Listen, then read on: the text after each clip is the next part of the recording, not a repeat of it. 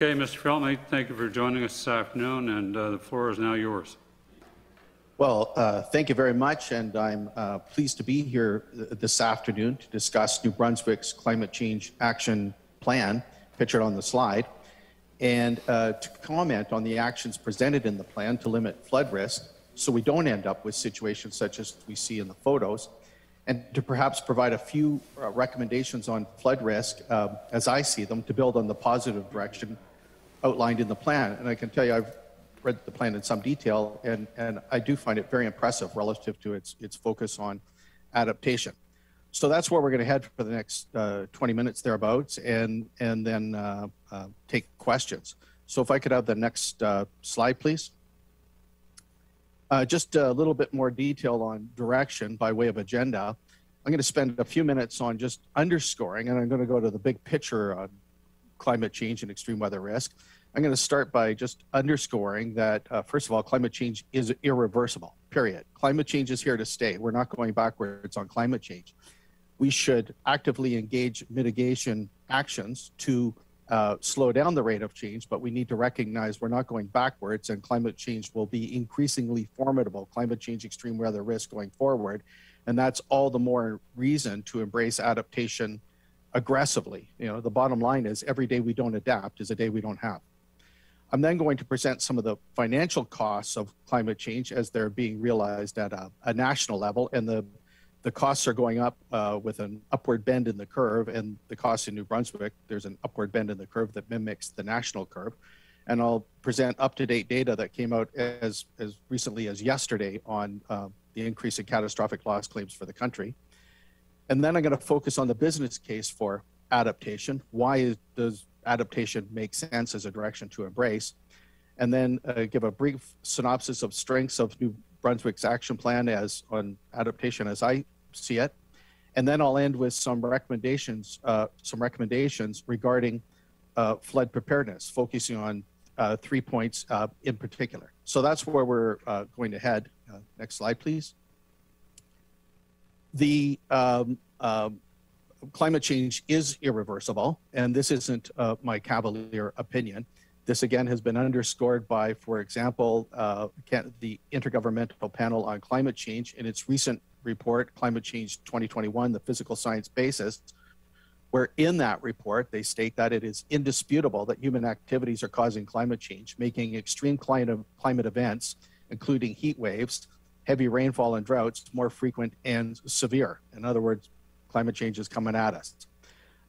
And this report really built on the momentum of a report released by Environment and Climate Change Canada in 2019, Canada's Changing Climate Report, whereby, which was authored by about 8 or 10 climate scientists from Environment and Climate Change Canada, where in that report they documented that Canada's climate has warmed and will warm further in the future, driven by human influence, in other words, the burning of fossil fuels.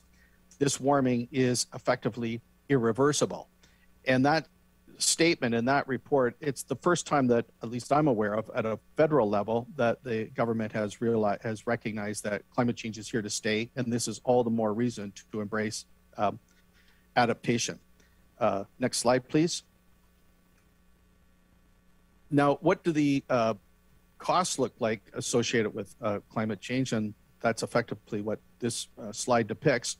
What you're looking at here are the catastrophic loss insurable claims realized in Canada over the period of 1983 up to and including 2021, with data that came in yesterday. And in insurance terms, by the way, a catastrophic event is any event like a flood, fire, hailstorm, windstorm, whatever it might be. If it triggers more than $25 million in claims, that's classified as a catastrophic event. And there is a group in Canada that works with the Insurance Bureau of Canada to add up all these numbers on an annual basis and plot them out as you see on this chart. And what's notable here, and this, by the way, is all building the case for adaptation, a stronger case for adaptation, if you will. What's notable on this chart is that from 1983 up to 2008, the insurance industry in the country could plan on paying out between about $250 and $450 million per year in catastrophic claims. But everything started to change from 2009 onwards, whereby now for 12 out of the last 13 years, the catastrophic claims have gone over $1 billion per year, every year for 12 out of 13 years, for an average cost of $1.9 billion and per year. And the factor that is contributing the most to this upward bend in the curve is flooding. Flooding is the #1 cost, an expression of climate change in Canada, and particularly residential basement flooding. And it is such that, as per the box in the upper left-hand corner, home insurance premiums have increased about 20 to 25% over the past 5 years in Canada. About 60% of that increase is due to flooding basements. There's an increase in the percentage of the homes in the country that are uninsurable, where people can no longer get insurance coverage, period, for their home for water in the basement. They can still get theft and fire, but not for water in the basement. And that's a phenomena from Halifax to Victoria. And the insurance coverage that homeowners can receive, those where insurance is available, the cap limits are coming down for coverage of water in basement. Much more in the zone of $10,000 to $20,000 coverage, which is problematic because the average cost of flooding basements in Canada right now is about $43,000. So if you had a cap limit of $20,000 and you had the average flood, the homeowner would be on the hook for him or herself to come up with $20,000 or $30,000 to bring the house up into working order rapidly. And that's a non-negotiable, by the way. Generally speaking, when we talk about flooded basements, we're talking about sewer water in a basement. It's really nasty stuff. So if you flood on a Monday morning, you have to solve the problem by Wednesday of that week, or the house is uninsurable. And these are just the insurable losses. For every dollar in insurable loss, there's about $3 to $4 realized in uninsurable losses that the homeowner or whoever would be on the hook for. So that just presents the general trend of what the escalating costs associated with climate change look like, again, underscoring the need to embrace adaptation. And then on the next slide, I drill down just a step further. In about 3 or 4 weeks from now, our group, the Intact Center, we're going to be releasing this report, so it's not out yet, Treading Water, the Impact of Catastrophic Flooding on Canada's Housing Market. And in this report, we examined over the period of 2009 to 2020, the impact of flooding in communities in multiple cities across the country from west to east. For communities that experience catastrophic flooding, what kind of impact, if anything, do those communities realize in terms of the impact on the residential real estate market? In particular, we looked at, is there an impact and we had an experimental design where you can actually isolate for the effects of flooding in a community, looking at nearby control communities that were not flooded. So we can isolate for the effects of flooding on the average sold price of homes, the average days on market that homes sit before selling from the time they are listed, the average number of listings of homes placed on the market in a flooded community, and we looked at changes, mortgage arrears or deferrals in flood impacted communities. And for this multitude of cities across the country, we looked at changes in these variables for a period of 6 months prior to flooding versus 6 weeks after, or 6 months after flooding. And we found that when you look at for Canadian cities as a whole, and then we have it delineated for each city, for multiple cities, but for Canadian cities as a whole, the average hit on the sold price of homes was 8.2% attributable to flooding in a community. This didn't mean the house had to be flooded, just the house being in a community that flooded caused a reduction of 8.2% in the sold price of homes in that community. The average number of days on market increased to about 20%. Houses sit longer on the market when you're trying to sell them in a flooded community. There was a substantial reduction in the number of homes listed for sale in communities post-flooding, a 44% decrease in listings, and there's a variety of reasons as to why people would list their house after a major flood. Where we did not see an impact was in reference to mortgage arrears or deferrals, people defaulting on their mortgages, which suggests that the rigor of stress testing that goes into determining whether someone should get a mortgage There's sufficient rigor in the system that even allows for people who are flooded to probably not default on their mortgage. And in this report, which I'll be happy to share with you guys very, very shortly, we also looked at Fredericton itself as a case study. Fredericton, over the period of 2008 to 2018, realized substantial flooding every year with the exception of 2016.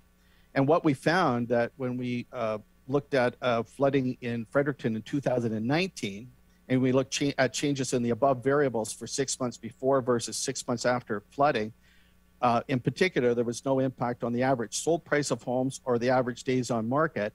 And effectively what it amounted to is flood risk is now permanently factored into the residential housing market of Fredericton, such that even when the flooding occurs, there's no longer a reduction in price because the reduction is actually built into the system itself. And by the way, this was not picking on Fredericton. There's lots of cities we could have done it for, and it just so happens it was Fredericton. So next slide, please. Now I turn to the business case for adaptation. And the business case is growing, but just let me hit upon some of the key reasons as to why it's so important to embrace adaptation. The return on investment for efforts to operationalize adaptation is in the zone of $1 invested produces $3 to $8 in loss avoidance per decade. And this isn't just research of the Intact Center. This has come out from a multitude of organizations around the world, including the Global Commission on Adaptation, where virtually without exception, studies are finding that $1 invested in adaptation produces $3 to $8 in savings per 10-year period of damage that now didn't occur, which is a pretty good return on investment. Some of the underappreciated aspects of adaptation or misunderstood perhaps at sometimes are the following. Number one, very often people have the idea that adaptation is always very expensive, but it's not necessarily. In the case of new builds or scheduled retrofits, the cost of building right under the umbrella of adaptation is more or less equal to the cost of building wrong. But if you build wrong and then have to retrofit to build something the way it should have been built to take climate change, extreme weather risk into account, it's enormously expensive. So building right in the first place is certainly the camp you want to be in. The benefits of adaptation are local. The benefits of mitigating greenhouse gas emissions tend to be global. Sometimes when we talk about mitigating greenhouse gas emissions, which I'm fully a fan of, you can get a little bit of pushback from people saying, well, why are we putting all this effort, time, money into mitigating greenhouse gas emissions if China's not going to do it, or India or Russia or someone like that? But on adaptation, it doesn't matter what's happening in the rest of the world. If you spend $1 on adaptation in your community, you get the benefits of that dollar at the local level. If you put in a larger diameter sewer drainage pipe, for example. And that, generally speaking, by the way, resonates very positively with constituents. And finally, well, not finally, but finally relative to this subset, adaptation is the gift that keeps on giving. People have to realize that when you put adaptation measures in place, let's say to mitigate flood risk, to avoid basement flooding, not only do you save the next time the major flood occurs, but you save the time after that, the time after that, the time after that. So it's the gift that keeps on giving, to the point that when people say to me, well, what's the return on investment for adaptation? My view is, well, you give me the time frame and I'll give you the return. That's why in the first point above, we specified on a per decade basis. Insurance premiums, house premiums will be adjusted downwards on average of about 5 to 15% by putting mitigation measures in place, or adaptation measures in place around the outside of the property and in the basement itself for a home, to lower the probability of basement flooding. And I'll show you exactly what those actions look like in just a couple of minutes here. And so a reduction in house premiums realized through putting adaptation measures in place. And it's the same for municipalities. We work very closely with one of the largest municipal insurance provider in the country. And municipal insurance premiums have gone up a lot in recent years. And one of the things we're doing now with municipalities, with the municipal insurer, is developing a program to give guidance to municipalities of measures they can put in place to lower their risk profile relative to flooding, and in so doing, lower their premiums, their municipal premiums. We want to maintain under point number 4 an insurable housing market. Homes are increasingly so across the country becoming uninsurable relative to basement flooding. That's not the place we want to be. So we want to put the measures in place to ensure an insurable housing market. We want to avoid the losses on home value that are realized by a home being in a community that floods out. The national average rate now is an 8.2% loss in housing value realized when we realize catastrophic flooding in a community. And by the way, when that report comes out in about 3 weeks from now, I can guarantee you that'll be the front page of the report on business section of the Globe and Mail. Flood risk disclosure, it is coming down the pipe now with real estate boards that I don't know if it's going to be between now and 5 years from now. Increasingly so, you're going to see a flood disclosure placed on real estate listings for residential housing, much like you see a walking score or a UFI statement on a residential house listing. One way or another, there's going to be a flood risk disclosure score associated with residential housing. And then finally, due diligence protection. There are class action lawsuits now being launched across the country in reference to municipalities that don't take appropriate action, or at least are perceived as not taking appropriate actions to mitigate flood risks. And matter of fact, I was just on the phone 2 hours ago with a major law firm that's they've launched a $1 billion class action lawsuit against the town of Oakville, naming specifically as defendants the mayor, the town council, the Conservation Authority, and a few others for not taking appropriate measures to mitigate flood risk. And increasingly so, these types of actions will be seen across the country. So next slide, please. I'm now going to turn it to some of the strengths of the New Brunswick action plan as I see them. And I was very impressed when I went through all the documentation that, quite frankly, if you do half of what's in there, you'll be ahead of every other province in the country. The action plan is comprehensive. It identifies 39 initiatives in the area of adaptation. It could serve as a model, in my opinion, for the National Adaptation Strategy. I'm on 2 committees for the National Adaptation Strategy and of the 5 advisory tables, and a little bit of tongue-in-cheek, but quite frankly, not that far off. I almost felt like taking the adaptation section out of your report, handing it to the National Adaptation Strategy and just say, let's do this.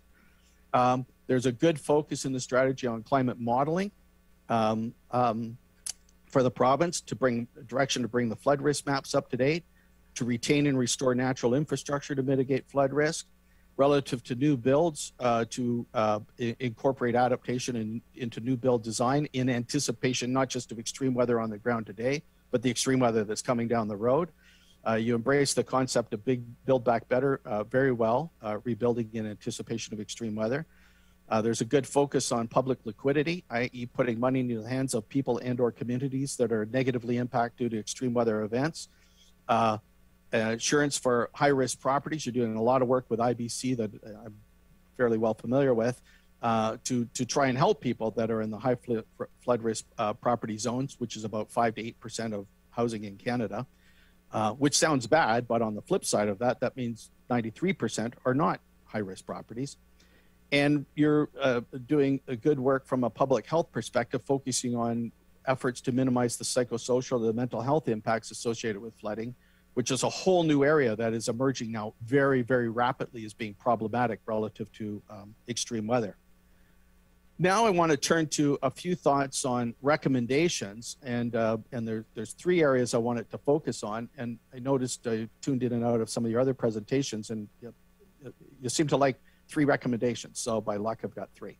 The recommendation number 1 would be for the province to launch a home flood protection education program. And that would be to take, for example, the infographic that is on the right-hand side of this slide, which on the top row shows 5 things a homeowner can do around his or her property for free, for no money, that can lower the probability of that homeowner ending up with a flooded basement.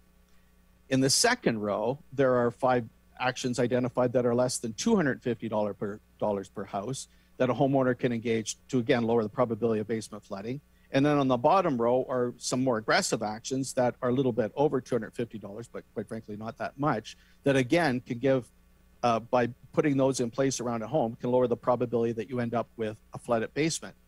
And this guideline, we first started rolling this out. How do you get this information into the hands of homeowners? And by the way, we know, and we're not guessing about this, when this information lands into the hands of homeowners and you go back to homeowners 6 months after they have received this information, 70% of them will report that they took 2 actions around their home to lower the probability of basement flooding that they otherwise wouldn't have taken. So in other words, it works.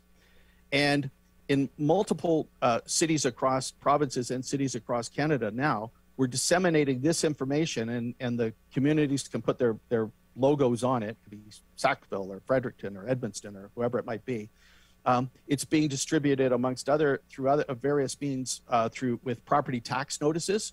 So when people receive their property tax notices in the mail, which they have to open that material, they can't dismiss it as junk mail, this infographic is provided. The infographic is being shared in provinces through local newspapers or communities, and or, for example, MLA newsletters and other means. We started with the distribution of this in the Maritimes, actually, in Antigonish and Antigonish County.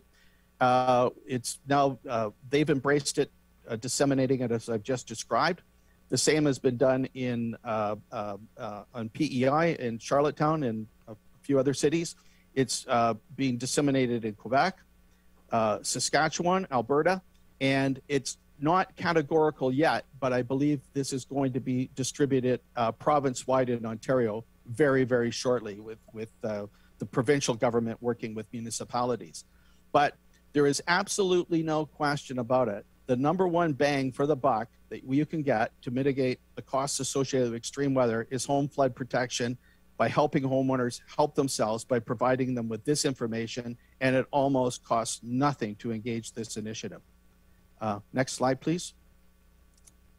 We can do exactly the same thing that we can do for homeowners, but with municipalities, to give municipalities a framework to identify areas within municipalities, towns, regions that are at high risk of flooding. Where is the water going to go when the big storms hit, so to speak? And then what actions can be taken to mitigate those risks that are practical, meaningful, and cost effective? And this is using things like berms, diversion channels, holding ponds, cisterns, bioswales, permeable surfacing, strategically deployed in communities to send water to safe locations and keep people and property out of harm's way. And the details on all this stuff, and it is put in very user-friendly terms, are described in the report you see in the lower left-hand corner, Weathering the Storm, Developing a Canadian Standard for Flood-Resilient Existing Communities. This report was supported by the Standards Council of Canada, the National Research Council, and a multitude of other organizations. But we can put straightforward information into the hands of communities to help them relatively easily execute on flood protection at the community level. And then finally, the last slide, effort needs to be extended. Recommendation number 3 is to extend efforts, and this is recognized in your plan, to restore and retain natural infrastructure to mitigate flood risk. As a general rule of thumb, throughout the southern regions of provinces across Canada, about 60 to 80% of natural infrastructure, forests, fields, and wetlands that were originally here have been lost. They've either been paved over or turned into agricultural production areas. And in both cases, when water hits pavement, for example, it tends to not stay on the landscape very long. It runs off quickly and contributes to flood risk. So we need efforts to retain and restore natural infrastructure.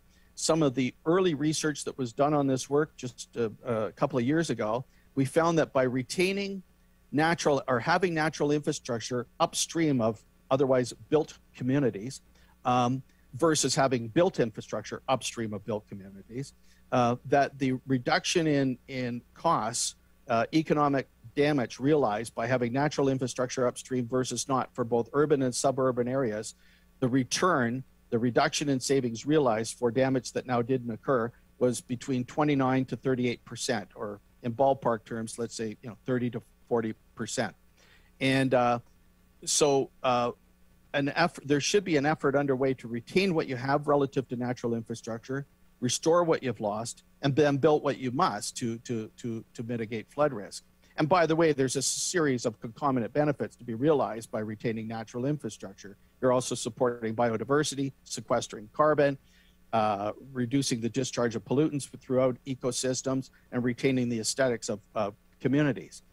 But so this is an area that is now being embraced aggressively in Canada to mitigate flood risk by multitudes of communities. So having said that, I'll leave it there, and I certainly thank you for your attention. Thank you very much, Dr. Feltmate. We'll now move into our period of questions. On va commencer, je crois, avec Madame Landry. Oui, merci.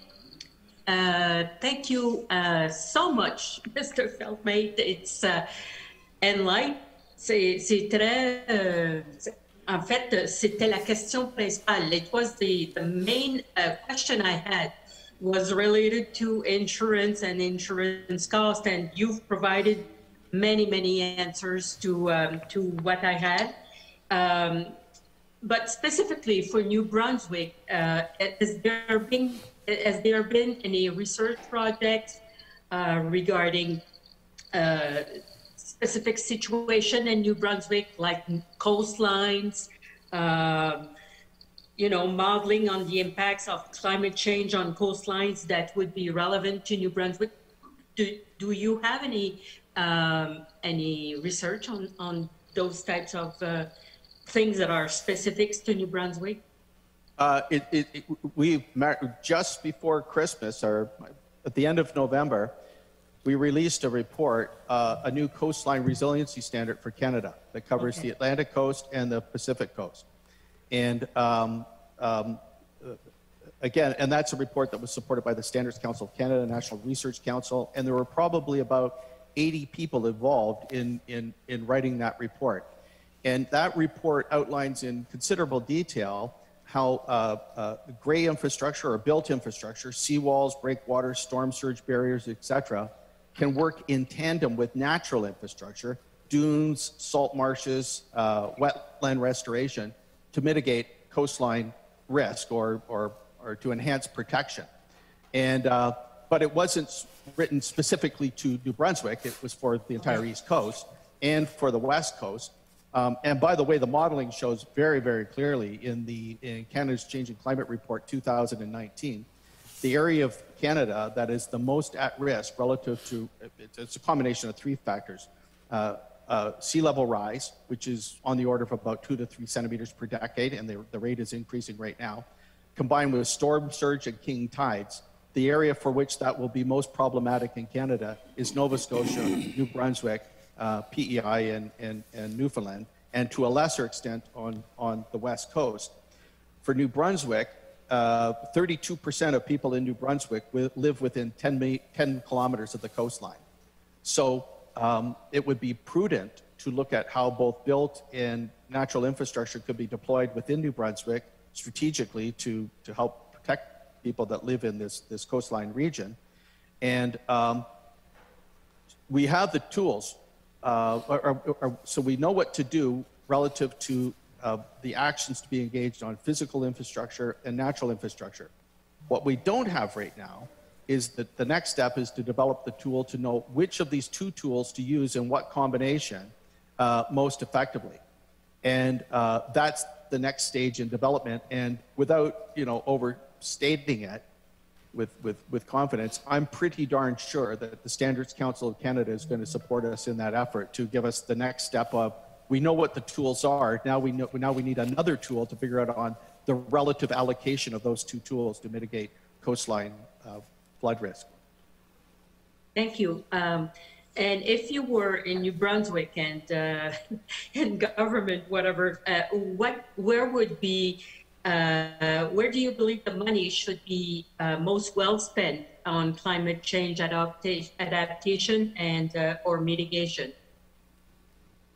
Well, for me, I would be going aggressively after adaptation, and by the way, it's not, and by mitigation, did you mean mitigating greenhouse gas emissions or mitigating the effects of climate change? Effects of climate change. Oh, yeah. Mainly flooding and erosion and.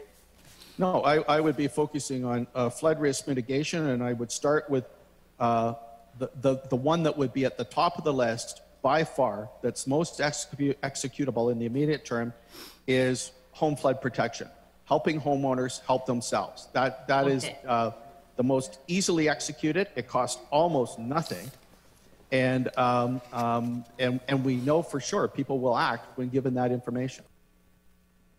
Okay. And would you recommend any particular program, policy, or legislation regarding to mitigating the risk Well, for sure. for climate change? Yeah, sorry, I didn't mean to interrupt you there. No. Go ahead. For sure. I mean, other efforts that are outlined in your plan, which in my opinion was excellent, the flood risk maps have to be brought up to date, period. And clear direction has to be given that you either will not build on floodplains, or if you do, you put the appropriate measures in place to make it such that when the big storms hit, everybody isn't flooded out. But also we have to recognize that the what's deemed as being a big storm today may not be a big storm 25 years down the road. So when you build infrastructure that effectively has zero capital stock turnover in human terms, it'll be there for, if you build a factory or some sort of facility, it'll be there 25, 50, 75 years. You also want to build in anticipation of the weather that's coming. So just because something's not in harm's way today relative to flood risk, it could be down the road. And the only province in Canada right now that whereby control over where you build is not determined at the municipal level is Ontario. So we have, in Ontario, there are conservation authorities to determine where you build, and the direction is to not build on a floodplain. All other provinces in Canada leave discretion on whether or not you build on floodplains or not up to municipalities. So in my opinion, you certainly need to add an element of rigor to that direction to municipalities to say, by the way, even though you have that discretion at your fingertips, you should not be doing it. And if you turn to the data I presented early on, the impacts on housing price and liability and all those other drivers as to the business case for adaptation, I think the receptivity for it would be quite positive. Up until this point in time, there was still quite often across the country people pushing back on building on floodplains versus not, because, and I understand it's not irrational. They want the property tax revenue base that could come from building a community in a certain location, and they use that money to do good things. I understand that. But one of the things we're finding now is that cheating the system does not work. It turns around to bite you in the rear end finally. And it's doing that now with, for example, growth in the uninsurability of the housing market, where the insurers just say, there is no premium we could charge that anybody could ever afford to insure this property. And by the way, even for the work that's being done with IBC on high flood risk properties, trying to put some insurance pool together for these high at-risk properties, there's going to be pushback on that too from the perspective of moral hazard. People are increasingly so asking questions, well, why are we still perpetuating their capacity to stay in that region when, quite frankly, the burden of it is being carried somewhere else? There is no free ride on it. And I see now the moral hazard arguments emerging more and more. I'm not saying they're right or wrong. I'm just saying they're there. You're talking about IBC. Can you just explain what it is? I'm not familiar with that. Oh, I'm sorry. Is that your organization? No. Yeah, no. So the Insurance Bureau of Canada. Oh, okay. Yeah, so the association representing the property and casualty insurance industry in Canada, working with primarily the federal government, but also provincial governments to figure out how do we protect people in these high flood risk zones. Okay, and last question I have is, should there be a discounted insurance cost in areas not at risk? Yes, and there is. Okay. I'm very, for lack of, if you look at the sign behind my head here, pretty close to the insurance industry, and the reduction, if you're in a lower risk zone, your premium will be adjusted accordingly for the by the vast majority of insurers. If you put measures in place to lower flood risk profile, you will see a downward bend in the insurance premium. So the citizens, they have to ask for it, or it depends on the area where they're located, or how do you assess that on a personal basis? What the homeowner should do, every homeowner should do, is contact their insurer through their broker and say, we have these measures in place to mitigate flood risk for the property. I would like to see it determine, can I get a premium reduction on my insurance reflecting these actions I've taken to lower my risk profile? And if one insurer won't do it, you're perfectly free to go to another insurer. Okay. If that answers your question. It does. Thank you so much. The other thing, by the way, what I meant to say, I forgot momentarily, is that another recommendation for homeowners is to find out before the big storm hits, what are you covered for your home insurance? Yeah. A tremendous number of people, the first time they really look at what their coverage is for is when they've got a basement full of sewer water, and all of a sudden they find out, oh, I didn't have overland flood insurance, or I didn't have sewer backup insurance coverage. And indeed, they don't even know, what the phone number is they should be calling half the time when they get a flooded basement. So all of that direction is good, helpful information for people. Thank you so much. Thank you. Merci beaucoup. Mr. Kuhn, the floor is yours. Thank you, Mr. Chair, and good afternoon, Mr. Feltmate. I'm doing better at getting my microphone on today. I don't know. Slow start. Mr. Feltmate, I want to thank you at the outset here for being the clear and understandable commentator you are in the media. I've heard you interviewed a number of times, and it's always impressive and educational. So thank you for taking on that role. I was just thinking as you were speaking and also responding to Madame Landry's questions, that our Legislative Assembly is built in a flood zone. And we're just a stone's throw from the Wolastoq, the St. John River. I don't know why, and this isn't the first one. The original legislature was built similarly in the same flood zone. But here we are. It's not unusual in the spring to see sandbags around the Legislative Assembly. It doesn't send a very good message, I don't think, visually. But here we are, maybe standing against adversity. That's the message. But we recently, on the precinct here, have moved all the electrical equipment and so on out of the cellar, is really what's underneath the Legislative Assembly, a giant cellar, to protect it. And maybe that sends a positive message that we're taking action in the face of the consequences of climate change. But there's something there, and I'm not quite sure what it is, but here we are anyways, in the wrong place when it comes to water as a House of Assembly. I was struck by your recommendation to launch programs to retain and restore natural infrastructure upstream. So one of the issues, of course, with that is upstream is not somewhere where lots of municipalities pay attention to, because it often is outside of what you're talking about. It's often outside of the municipal boundaries. So has there been any work to look at how that in Canada, how that's addressed on a more regional basis in terms of, I don't know, watershed-based planning, or are there good examples of that? Because it is I imagine, a chronic problem in many places. We just don't tend, it's human nature perhaps, to look upstream. Yeah, it's an excellent question. And the answer is yes. I would say it still is in the embryonic stages, but we're looking at flood risk from the perspective of the catchment basin, because that's what the water responds to.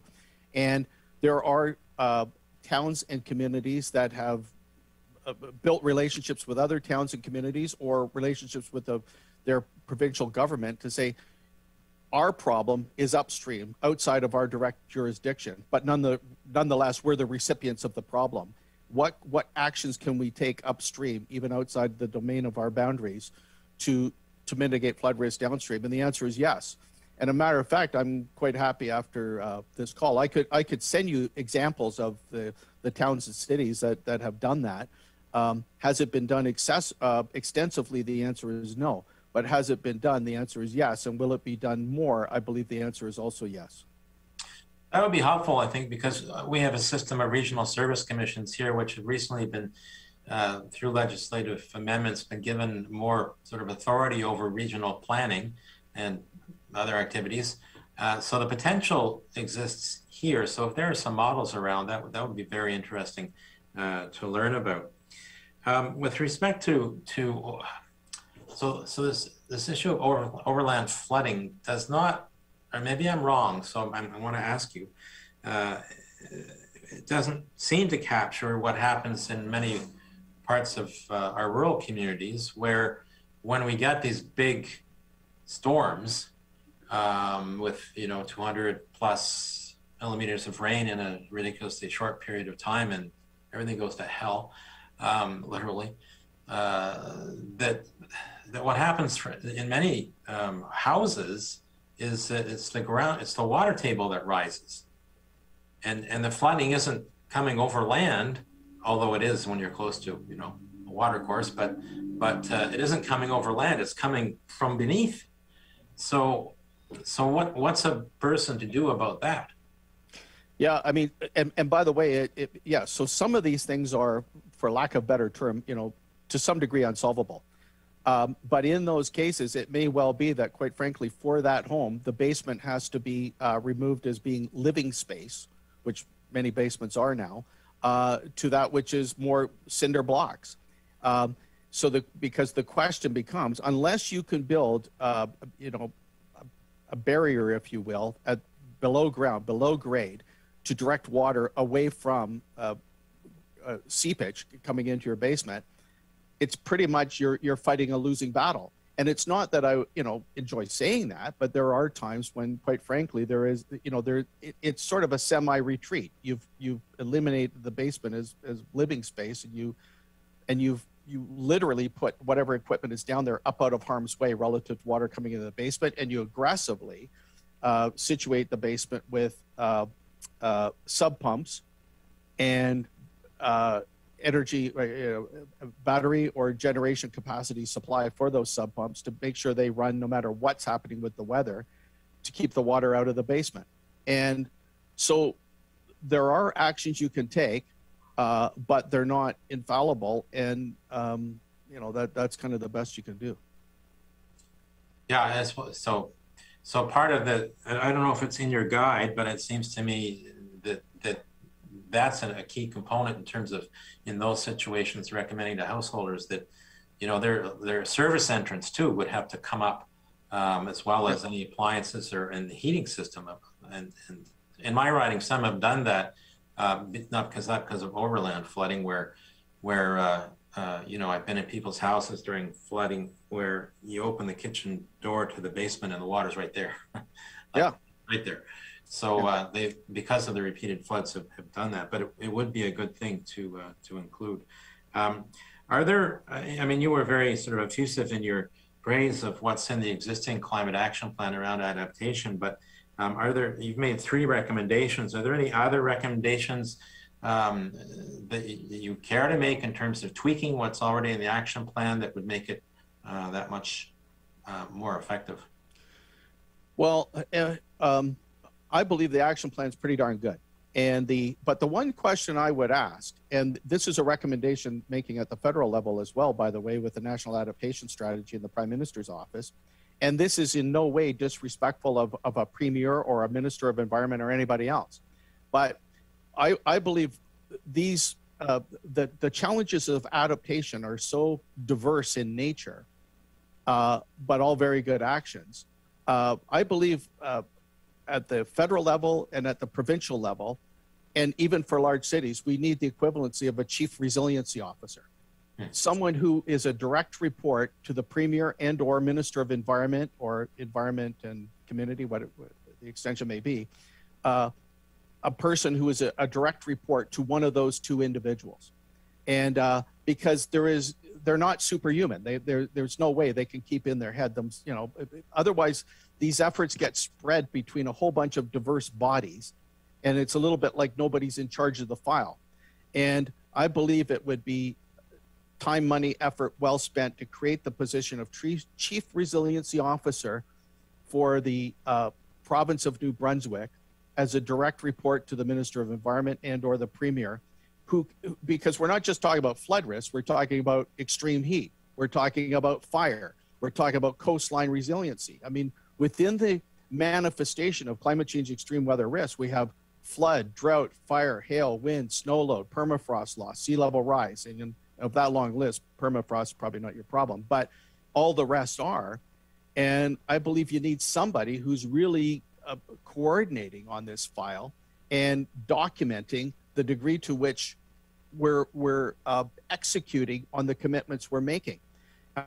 For Canada as a whole, I can tell you for sure that the good news on climate change extreme weather risk is we have a very good idea of where problems are going to manifest themselves. We also, for a variety of problems, for flood, fire, and extreme heat, which are the three most prevalent problems, we have very good direction on how to mitigate those risks in most cases, not always, but in most cases at a very high level. The problem is execution. We are not executing the solutions at the appropriate rate. And I believe it's because we really need to put people in charge of the file as a direct report to the senior management, you know, the Premier or the Minister of Environment, and that they, on an annual basis, they report publicly on, you know, the successes and the outstanding challenges in moving the file forward. And that, if it were me, that would be also right at the top of my list. And by the way, when I suggested this to all the other members of, pretty much all the other members of the National Adaptation Strategy, this went over very, very well. It was well received. Excellent. Thank you. Okay. Thank you very much. Mr. Austin. Great. Thank you, Mr. Chair. Thank you, Dr. Feltman, for being here today and presenting on behalf of the Intact Center on climate change, climate adaptation. I just have a couple general questions, I guess, and I'm thinking in relation to increased costs to insurance claims over the years. Is it more the large claims that have seen this increase, or is it kind of the death by the thousand cuts where you have so many smaller claims that are creating this large bump in you know, payouts with insurance claims being made? It's most of the claims are for basement flooding of one sort or another.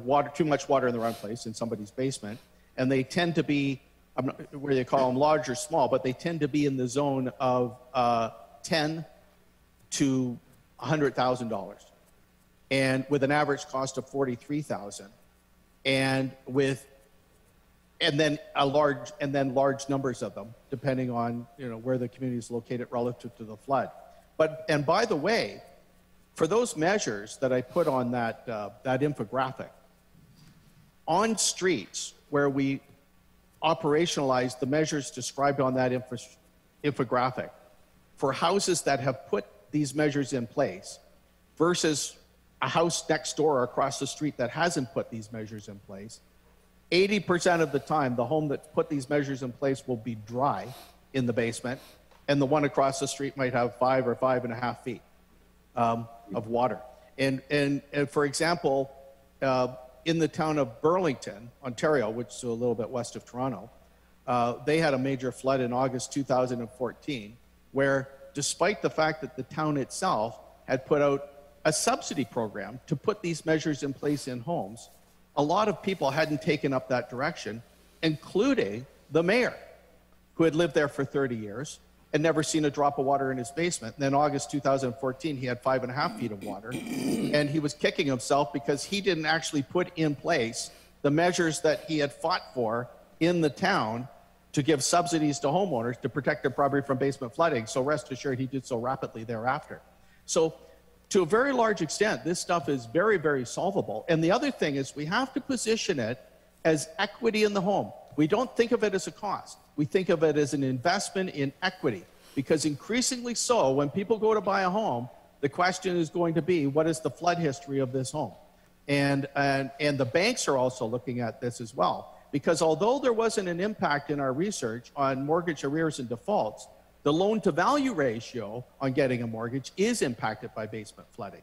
So the drivers are certainly there. And sorry if I'm going beyond your question, but yeah. That's good.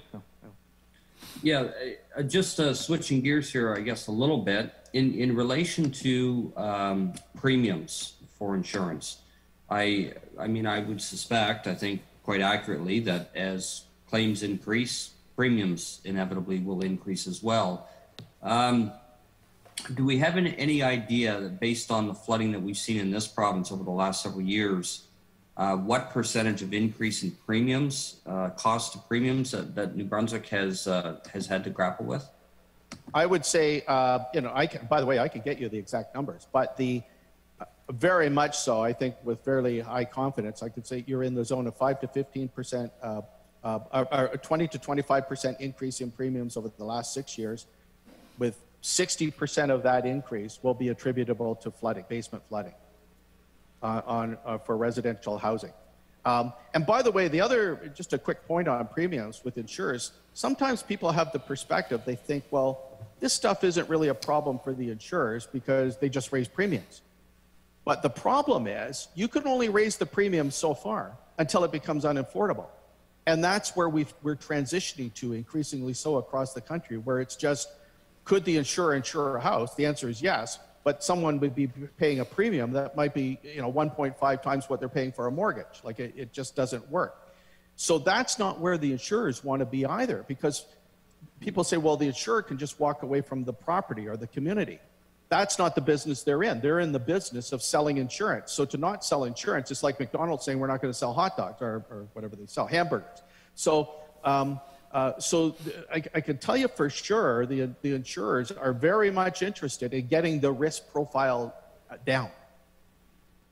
Yeah, no question. And I know firsthand, I hear from constituents in my area that either A, are in a high risk area, they can't get insurance at all, and others who, they can get it, but they're really going to pay for it. And, the chain reaction that comes from, an increase in claims. One interesting part that I saw in your presentation here today, you talk about natural infrastructure in relation to retaining and restoring natural infrastructure. And you also talk about wetlands.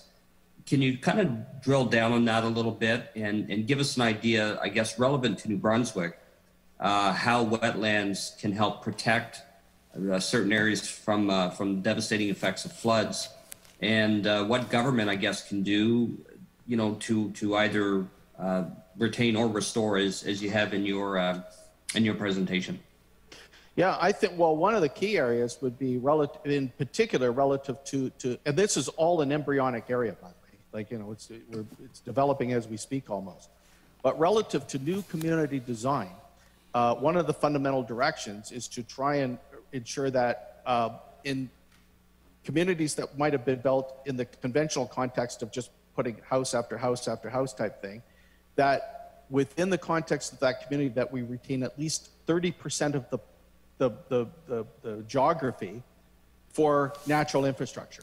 It might be dry ponds, it may be riparian buffer zones, it may be some form of expression of natural infrastructure built into the community to a much greater degree than typically has taken place.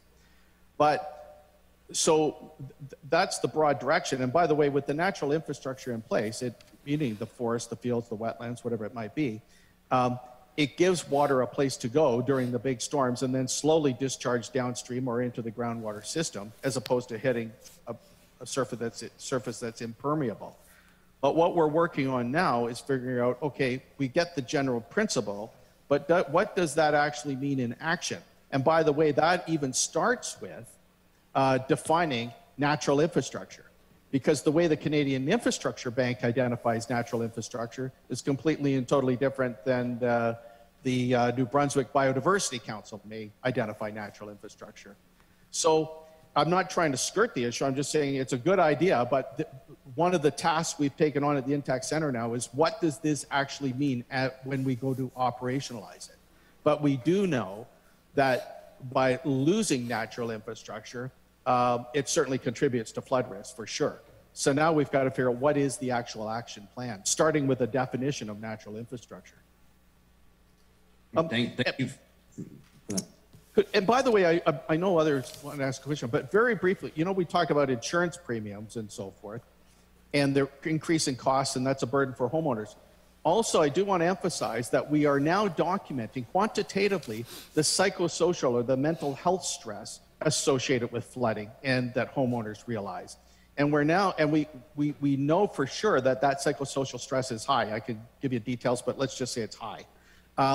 And now we're seeing elevations in prescription medications to deal with these stresses and for counseling services. And by the way, the average amount of time that people lose from work if their basement is flooded is 7.1 days, work days, which is a claim to life and health insurers, not property and casualty insurers. So the impacts of the manifestation of flooding now are being felt by the life and health insurers very much on the heels of property and casualty insurance, which 5 years ago, we didn't even know that was a problem. Yeah, I think that's a very good point, and it kind of shows the ripple effect that it's not just you know, one sort of dimension that is affected by this, but flooding, you know, ripples down. And again, being the representative for Grand Lake and the Fredericton area, I can tell you I see it when these floods hit. Just shifting gears a little bit, you know, we talk a lot, and I know your presentation has spoke a lot about flooding. What about the other side? And we talk about drought and the potential for forest fires. Has your organization done any research on that angle? And I know in the presentation you have Fort Mac in there, but the potential even on the East Coast here in New Brunswick of forest fires due to drought or insect invasion with the spruce budworm or disease or anything like that. Has there been any research done by your organization on drought and the effects of forest fires? Not so much drought per se, but certainly forest fires, yes.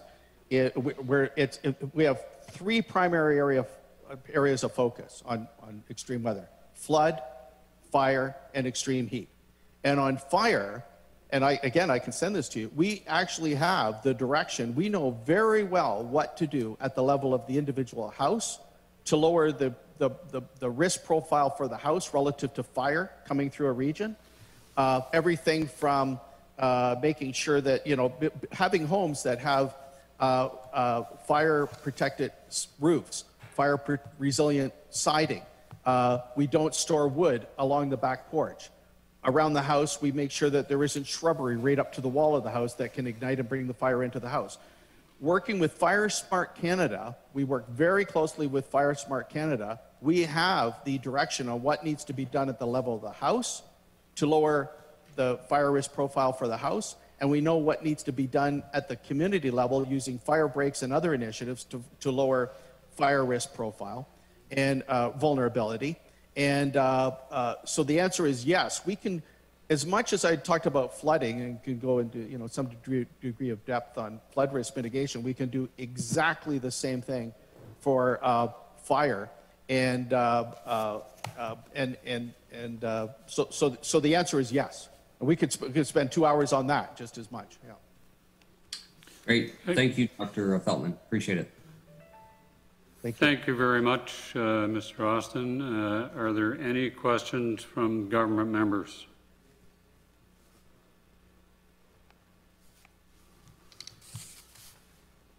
Okay, seeing none, Dr. Feltmate, thank you very much for joining us this afternoon. I'd give you an opportunity to make a brief closing comment.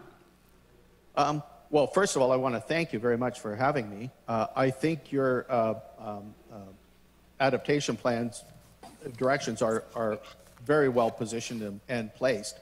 The other area that I might draw your attention to think about increasingly so is extreme heat. because it's going to get a lot hotter for sure going forward in this country through the southern regions, and lethally so. And one of the issues with extreme heat is this, that differentiates it from flood and fire. When we talk about flooding and we talk about fires, the negative impacts associated with those are largely financial in nature, and not to sound indelicate, but generally speaking, not that many people die. It'll be 1, 2, 3, 4 people die in a fire or a flood. And I mean, all of that is 1, 2, 3, 4 people too many.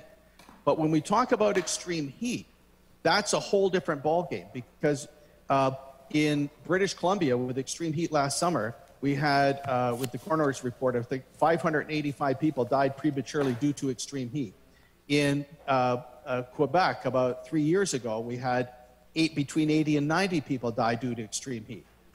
But if we had an extreme heat event combined with an extended, elongated electricity outage, where air conditioning and fans don't work, that's where deaths will be in the hundreds, if not thousands. And we are working, right now, we're releasing in about 2 months, a new extreme heat risk standard for Canada. Again, support with the National Research Council and the Standards Council of Canada. Extreme heat is a whole new ballgame, because that's where people die in the hundreds and or thousands. And it is, and I'm not guessing about this, it is for sure that the heat is going to be problematic going forward. The upper daily limit on extreme heat in southern Ontario is going to go up substantially. The number of heat days per summer where the temperature goes over 30 degrees Celsius, and the number of heat waves realized is going to be problematic. So I would just, maybe park it right now to think about, an investigation into how you can prepare for extreme heat going down the road. That would be my closing thought. Thank you very much, Dr. Feltmate, and thank you very much for joining us this afternoon. Members of the committee will reconvene tomorrow at 9 a.m. We are now adjourned.